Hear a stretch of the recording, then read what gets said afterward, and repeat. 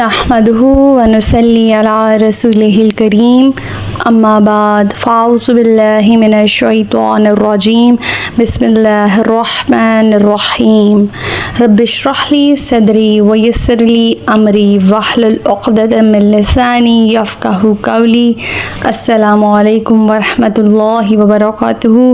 صراط مستقیم میں آپ سب کو خوش آمدید۔ پچھلے سبق میں ہم نے پڑھا تھا کہ اللہ تعالیٰ فرماتے ہیں اللہ سے کیے ہوئے عہد کو تھوڑی سی قیمت کے عوض مت بیچو، کیونکہ جو کچھ اجر اللہ کے پاس ہے وہ تمہارے لیے بہتر ہے اگر تم جانو۔ پھر اللہ تعالیٰ فرماتے ہیں کہ جو کچھ تمہارے پاس ہے وہ سب ختم ہو جائے گا، اور جو کچھ اللہ کے پاس ہے وہ باقی رہنے والا ہے، اور ہم صبر کرنے والوں کو اچھے اعمال کے مطابق ان کا ضرور اجر عطا کریں گے۔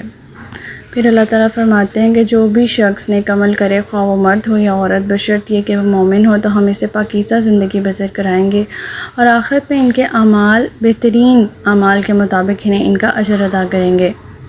اللہ تعالیٰ فرماتے ہیں کہ جب آپ قرآن پڑھنے لگیں تو شیطان مردود سے اللہ کی پناہ مانگ لیا کیجیے۔ اس کا ان لوگوں پر کوئی بس نہیں چلتا جو ایمان لائے اور اپنے پروردگار پر ہی بھروسہ کرتے ہیں۔ اس کا بس تو صرف ان لوگوں پر چلتا ہے جو اسے اپنا سرپرست بناتے ہیں، اور ایسے ہی لوگ اللہ کے شریک بناتے ہیں۔ ہمارا آج کا سبق آیت نمبر 101 سے لے کر آیت نمبر 105 تک ہے، تو آج کا سبق شروع کرتے ہیں۔ بسم اللہ الرحمن الرحیم۔ وَإِذَا بَدَّلْنَا آيَاتًا مَكَانَ آيَاتٍ وَاللَّهُ أَعْلَمُ بِمَا يُنَزِّلُ قَالُوا إِنَّمَا أَنْتَ مُفْتَرٍ بَلْ أَكْثَرُهُمْ لَا يَعْلَمُونَ۔ اور جب ہم ایک آیت کی بجائے دوسری آیت تبدیل کر کے نازل کرتے ہیں، اور اللہ جو کچھ نازل فرماتا ہے اس کی مصلحت کو خوب جانتا ہے، تو یہ لوگ کہنے لگتے ہیں کہ تم تو اپنے پاس سے بنا لائے ہو، حالانکہ ان میں سے اکثر لوگ حقیقت حال کو نہیں جانتے۔ اس سے مراد کافروں کے کسی سوال یا اعتراض کے مختلف مواقع پر مختلف جواب بھی ہو سکتے ہیں۔ مثلا کافر اگر یہ پوچھتے رہتے ہیں کہ قیامت کی بات تم کرتے رہتے وہ کب آئے گی، اس سوال کا ایک مقام پر یہ جواب دیا گیا ہے کہ وہ دفتن آئے گی کہ تمہیں خبر تک نہ ہو سکے گی۔ دوسرے مقام پر یہ جواب دیا گیا ہے کہ جب وہ آئے گی تو اس وقت تمہارا ایمان لانا بے سود ہوگا، اور تیسرے مقام پر جواب دیا گیا ہے کہ جب وہ آ جائے گی تو اس میں لمحہ بھر کے لیے بھی تقدیم و تاخیر نہیں ہو سکے گی، اور چوتھے مقام پر اللہ تعالیٰ نے فرمایا کہ اس کا علم صرف اللہ ہی کو ہے۔ ایسی تبدیلی کی صورت میں یہ کافر کہتے تھے کہ یہ کلام اللہ کا ہو ہی نہیں سکتا، اللہ پہلے ہی ہر بات سے باخبر ہے، تو اپنے احکامات میں تبدیلی کیوں کرتا ہے، یہ کلام خود نبی نے گھڑ لیا ہے۔ اللہ تعالیٰ اس کے جواب میں فرما رہے ہیں کہ کافروں کا یہ جواب محض جہالت پر مبنی ہے۔ احکام کی تبدیلی صرف اور صرف اللہ تعالیٰ کے صاحب قدرت میں ہے۔ اس کا ہرگز یہ مطلب نہیں کہ نعوذ باللہ اللہ تعالیٰ پہلے وہ بات نہیں جانتے تھے اور بعد میں حالات کے تقاضوں کے مطابق وہ بات کہہ ڈالی۔ آیت نمبر 102 قُلْ نَزَّلَهُ رُوحُ الْقُدُسِ مِنْ رَبِّكَ بِالْحَقِّ لِيُثَبِّتَ الَّذِينَ آمَنُوا وَهُدًى وَبُشْرَى لِلْمُسْلِمِينَ۔ آپ ان سے کہیے کہ اس قرآن کو روح القدس نے آپ کے پروردگار کے حکم سے پروردگار کی طرف سے حق کے ساتھ بتدریج نازل کیا ہے، تاکہ ایمان لانے والوں کے ایمان کو مضبوط بنا دے، اور مسلمانوں کے لیے ہدایت اور بشارت ہے۔ اب روح القدس سے کیا مراد ہے؟ پاکیزہ روح یا روح کی پاکیزگی۔ اس سے مراد جبرائیل علیہ السلام کو لیا جاتا ہے، جو ہر بشری کمزوریوں سے پاک ہیں۔ وہ نہ خائن ہیں، نہ کذاب ہیں، نہ وہ اللہ کے احکامات کو کچھ بھی تبدیل کرتے ہیں، نہ اس میں اضافہ کرتے ہیں، نہ اس میں کمی کرتے ہیں۔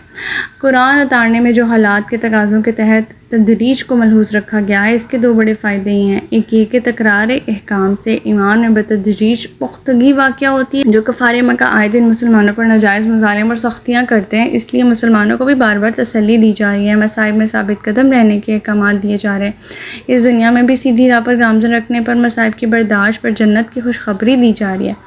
آیت نمبر 103 وَلَقَدْ نَعْلَمُ أَنَّهُمْ يَقُولُونَ إِنَّمَا يُعَلِّمُهُ بَشَرٌ لِسَانُ الَّذِي يُلْحِدُونَ إِلَيْهِ أَعْجَمِيٌّ وَهَذَا لِسَانٌ عَرَبِيٌّ مُبِينٌ۔ ہم خوب جانتے ہیں کہ کافر کہتے ہیں کہ کوئی انسان جو اس نبی کو یہ قرآن سکھا جاتا ہے، حالانکہ جس شخص کی طرف یہ بات منسوب کرتے ہیں وہ اجمی ہے، اور یہ قرآن سلیس عربی کی زبان ہے۔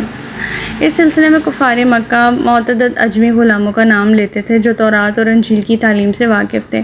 کبھی کافروں نے دیکھا کہ آپ دعوت اسلام کے لیے ان کے پاس گئے یا وہ غلام آپ کے پاس آئے، تو کافروں نے یہ مشہور کر دیا کہ یہ نبی تو فلاں آدمی سے سابقہ امتوں کے قصے کہانیاں سن لیتا ہے پھر ہمیں سنا دیتا ہے، اس لیے اللہ تعالیٰ نے ان کے اعتراض کا جواب یہاں دیا ہے کہ قرآن کی زبان تو اس قدر فصیح و بلیغ ہے تو بھلا ایک عجمی شخص یہ کلام کیسے سکھا سکتا ہے، جبکہ وہ خود عربی ٹھیک طرح بول بھی نہیں سکتا اور چند ٹوٹے پھوٹے جملے بول کر اپنا کام چلاتا ہے۔ آیت 104 ان الذین لا یؤمنون بآیات اللہ لا یہدیہم اللہ ولہم عذاب علیم، بلا شبہ جو لوگ اللہ کی آیات پر ایمان نہیں لاتے انہیں وہ کبھی راہ پر گامزن نہیں کرتا اور ان کے لیے دردناک عذاب ہے۔ یعنی جن لوگوں نے یہ تہیہ کر لیا ہو کہ وہ کسی قیمت بھی حق کو تسلیم نہیں کریں گے تو اللہ تعالیٰ کو کیا ضرورت پڑی ہے کہ وہ لازمی انہیں راہ راست پر لے، ان کی موت اسی حالت پر ہوگی اور انہیں بھی اپنی کرتوتوں کی دردناک سزا ملے گی۔ اللہم لا تجعلنا منہم، اللہ تعالیٰ ہمیں ایسے لوگوں میں ہونے سے بچائے۔ آیت 105 انما یفتر الکاذب الذین لا یؤمنون بآیات اللہ واولئک هم الکاذبون، جھوٹ تو صرف وہ لوگ افطرا کرتے ہیں جو اللہ کی آیات پر ایمان نہیں لاتے اور یہی لوگ جھوٹے ہیں۔